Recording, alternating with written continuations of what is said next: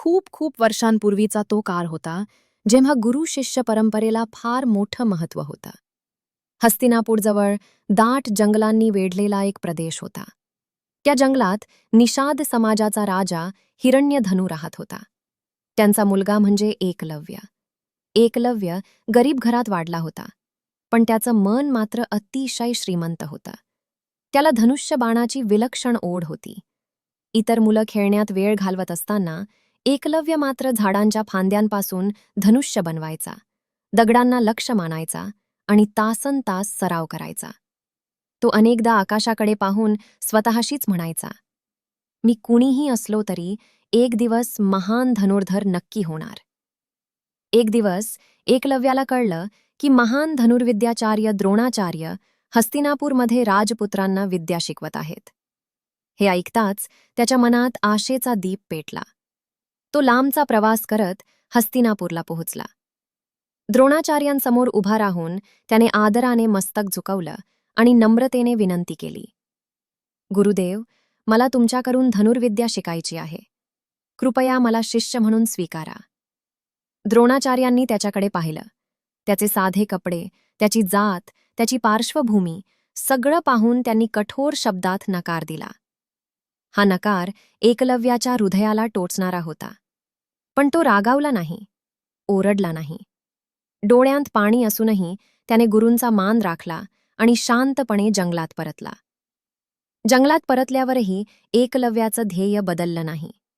तो म्हणाला, गुरु मला मिळाले नाहीत, पण गुरुवरची श्रद्धा मात्र मी सोडणार नाही. त्याने मातीपासून द्रोणाचार्यांची सुंदर मूर्ती तयार केली. तीच त्याची गुरुमूर्ती बनली.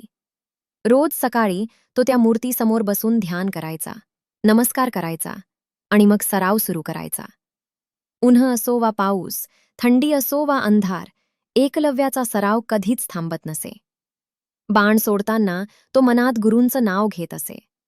हळूहळू त्याची नेमबाजी इतकी अचूक झाली की पान हलणार नाही असा बाण तो लक्ष्यावर मारू लागला.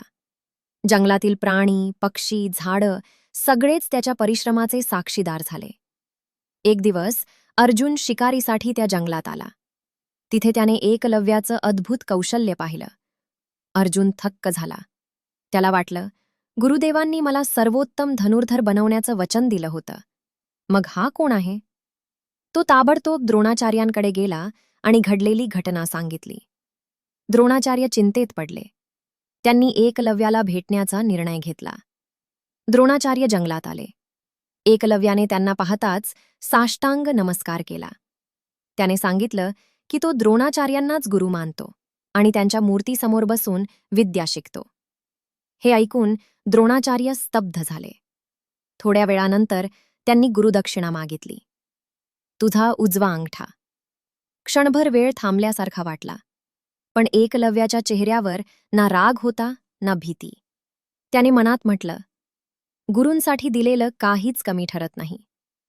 क्षणाचाही विलंब न करता त्याने आपला उजवा अंगठा कापला आणि गुरूंच्या चरणी अर्पण केला. वेदना असह्य होत्या, पण एकलव्याचं मन शांत होतं. तो नम्रपणे वाकला आणि म्हणाला, गुरुदेव, विद्या अंगठ्यात नव्हती, ती माझ्या श्रद्धेत आणि परिश्रमात आहे.